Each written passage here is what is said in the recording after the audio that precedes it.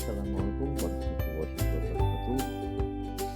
Perkenalkan, nama saya Anwar, IPB 11, Kota Surabaya, dari SDN Sumberjo 2. Pada kesempatan ini saya akan mendemonstrasikan kontekstual pemikiran Ki Hajar Dewantara. Tujuan pendidikan menurut Ki Hajar Dewantara: menuntun segala kodrat yang ada pada anak-anak agar mereka dapat mencapai keselamatan dan kebahagiaan yang setinggi-tingginya, baik sebagai manusia maupun sebagai anggota masyarakat.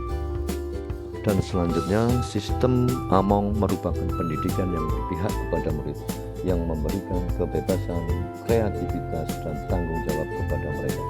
Sistem Among ini juga menghargai kodrat alam, kebudayaan, dan kebangsaan sebagai landasan pendidikan.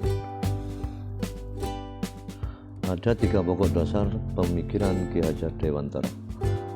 Pembelajaran yang berorientasi pada murid, proses pembelajaran yang mendorong dan mengembangkan keaktifan murid dalam pemahaman konsep maupun teori melalui berbagai aktivitas pengalaman pada berbagai lingkungan belajar, yaitu lingkungan di dalam sekolah dan di luar sekolah.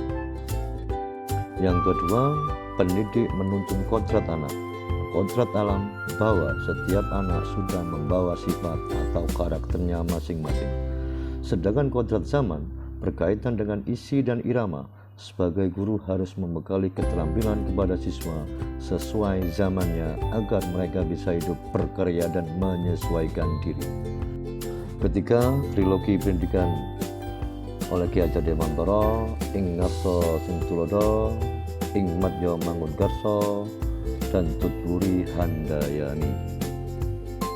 Beberapa hal dalam pengimplementasian di sekolah, yaitu bimbingan dan ekstrakurikuler bagi peserta didik atau siswa, dengan tujuan mengembangkan potensi bakat, minat, kemampuan, kepribadian, kerjasama, dan kemandirian peserta didik secara optimal untuk pencapaian dalam berpikir kritis dan mengembangkan potensi sosialnya. Pengimplementasian saya yang kedua itu menciptakan lingkungan belajar yang nyaman dan menyenangkan, yang mana menurut Ki Hajar Dewantara menekankan pentingnya pengajaran yang memperlihatkan keunikan dan kebutuhan setiap individu. Maka seorang pendidik harus mampu mengenali peserta didiknya dengan baik dan mengajar dengan pendidikan yang sesuai sehingga proses belajar dapat berjalan efektif. Dan untuk selanjutnya, mengintegrasikan konteks sosial budaya untuk membentuk budi pekerti peserta, yang mana kita harus tahu sebagai pendidik bahwa memahami latar belakang anak, dari mana mereka berasal, pastinya tingkah laku mereka mencerminkan lingkungan di mana mereka tinggal.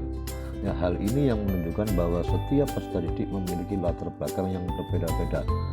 Nah, dari semua ini kita dapat menuntun dalam penerapan pemikiran tadi. Ada beberapa hal yang perlu diperhatikan, adanya tantangan dan juga adanya solusi.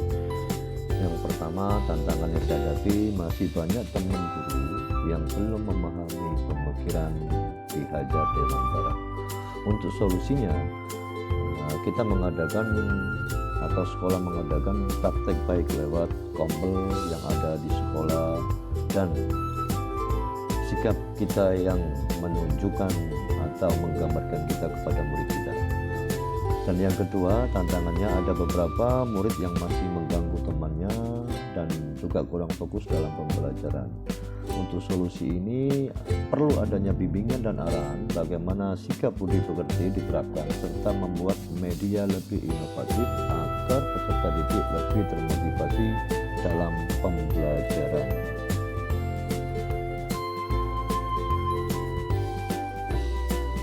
Terima kasih. Salam guru penggerak. Jadilah seorang guru yang hadirnya ditunggu, hilangnya dirindu, ilmunya diburu, nasihatnya diseru, tingkah lakunya ditiru. Wassalamualaikum warahmatullahi wabarakatuh.